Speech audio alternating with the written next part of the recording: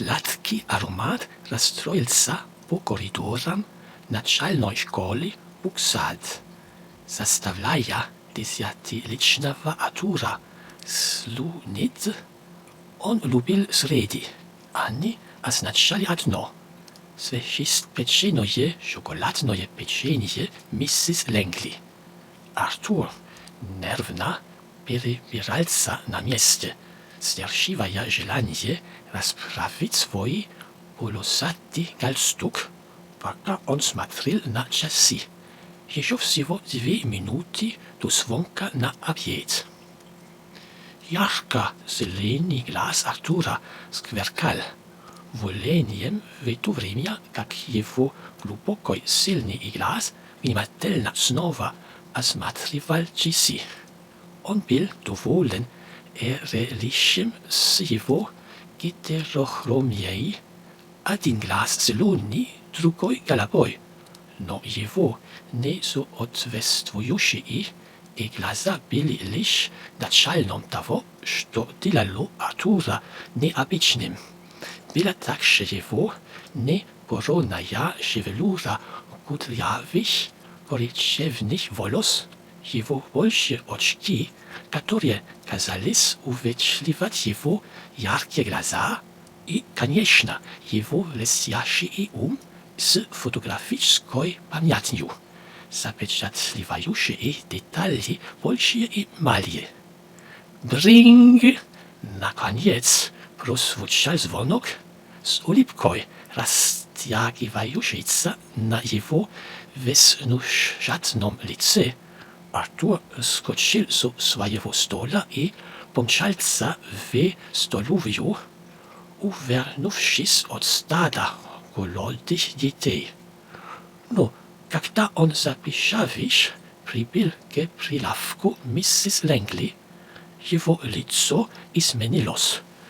Гигантская банка печенья, обычно ломавшаяся от тающих шоколадных кусочков и жевательной вкусности, была пуста, совершенно пуста. «Нет печенья!» — воскликнул Артур, и столб разочарованных учеников поднялся общий стон. Артур просмотрел их удлинение лица. Как такое ужасное могло происходить в день печенья? Мисс Лэнгли насмотрелась, ее толпе глаза затуманились беспокойством. «Боюсь, они испесли после того, как я вынула их из духовки. Какая странная загадка!» Пока шепотки о печекраде распространялись, ум Артура работал на полную мощность. Он задумчиво погладил подбородок, ощущая, как начинают вращаться шестеренки. С его проницательным взглядом над детьми это было дело как раз для него. Его фотографическая память отмотала время до этого утра на уроке. Он был так сосредоточен на часах, что не заметил, как кто-то вел себя подозрительно. Но кто-то должен был покрасться, пока миссис Лэнгли вышла. «Не волнуйтесь, я займусь этим», — заявил Артур, выглядев своего худощавую грудь. Ученики обратились к нему с новой надеждой. Его уверенность и прохладные несоответствующие глаза внушали доверие. Несмотря на свой мягкий голос, Артур раньше уже решил загадки в округе. Например, находил пропавшего кота старой миссис Виллой. Игра началась. Артур тщательно осмотрел столешницу в поисках улик, заметив несколько распанных шоколадных крошек. Он поправил очки и наклонился ближе, чтобы осмотреть их своими яркими, зелеными и сильными глазами. «Ага», — улыбнулся Артур, — «крошки могли означать только одно. Печенье так и не покинул эту кухню. Кто-то еще должен был скрываться здесь». Засусившимся от решимости глазами Артур начал свои поиски. Он последовал за следом крошек и шкафу для хозяйственных принадлежностей в заднем углу. Затаив дыхание, он распахнул дверь, обнаружив. Заставив дыхание, Артур распахнул дверь шкафа для хозяйственных принадлежностей, обнаружив пустые полки. Ложный след, пробормотал Артур, поправляя свои очки. Но его так легко не обманешь. Артур осмотрел красочную кухню. Где мог скрываться виновник? Его яркие глаза упали на гигантский металлический горшок, слегка дрожащий. Ага, схватив свой зонт, словно меч, Артур сорвал крышку горшка. По пальца.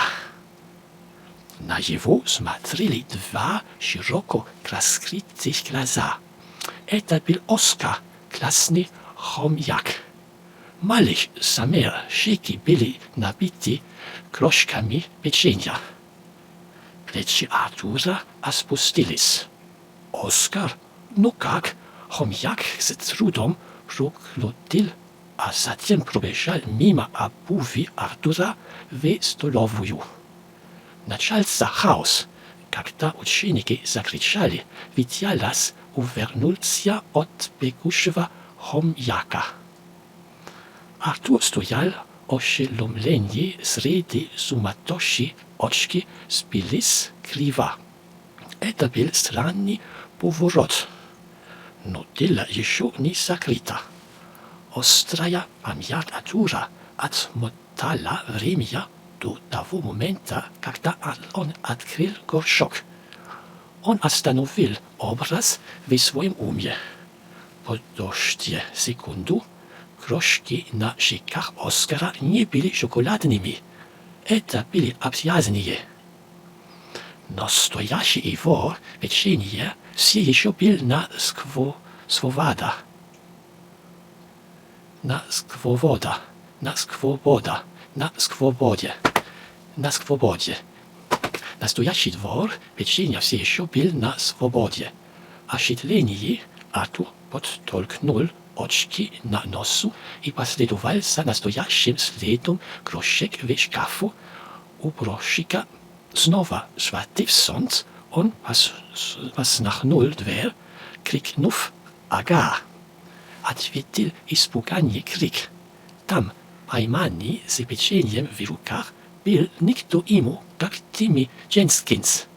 Удавший одноклассник Артура свершился среди швабр и ведер, лицо в шоколаде.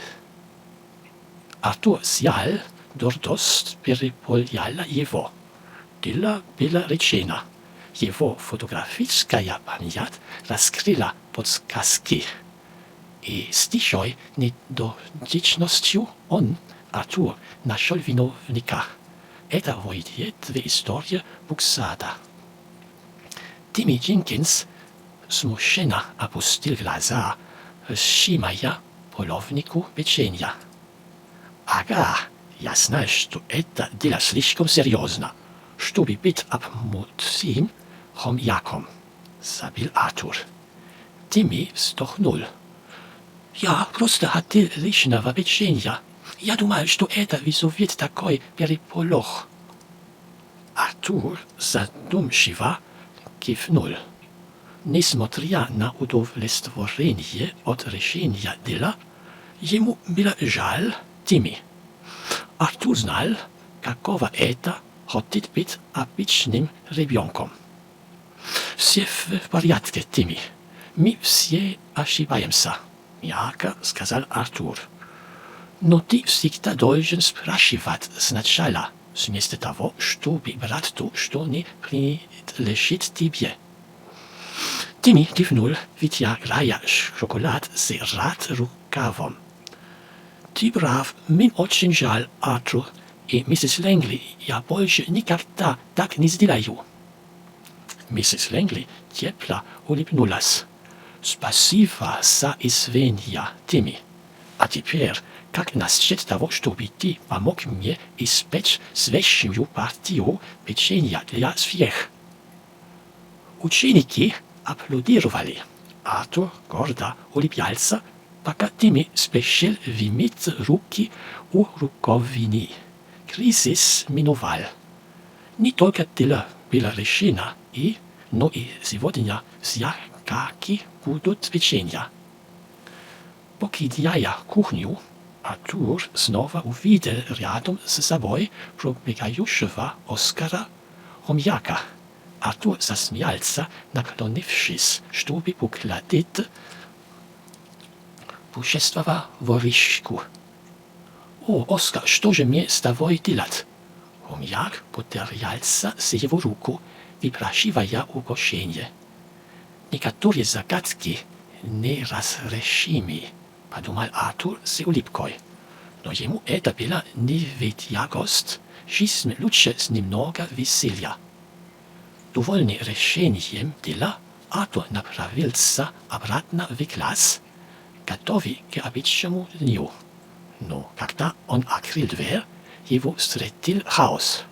Дети прыгали по партам бумаги, были разбросаны повсюду, а классная рыбка выглядела странно вялой. Челюсть Артура упала за очками. Что здесь произошло? В это время его подруга Мия побежала к нему, и темные кудри подпрыгивали. «Артур, слава богу, ты вернулся», — сказала она, запыхавшись. «После того, как ты ушел, Руни сбежал от меня и начал игру в акули. Атаки. Начал игру в акули атаки. Все вышло из-под контроля». Артур осмотрел сцену. Доски были испачканы рисунками. Ученики использовали как скейтборды. И где был Руни, классного питомца кролика? Нигде не было видно. Артур улыбнулся, когда Мия ожидаемо подняла на него брови. «Не волнуйся, я разберусь», — заявил он с драматичным смахом зонта. Мия засмеялась, смахивая пятна мела с его носа. Игра начиналась снова. Упокоив буйных учеников, Артур начал искать улики, задействуя свою фотографическую память. Он вспомнил, как Руни жевал что-то зеленое перед хаосом. Артур шепнул пальцами: «Это должен был быть салат мистера Шемингпуса. Этот салат должен быть дал Руни прилив энергии». Подняв крошечный белый волосок кролика, Артур последовал по следу из класса. Пушистый беглец не мог скрыться надолго. Еще одна загадка для Артура, чтобы решить с помощью его проницательного глаза и умного ума.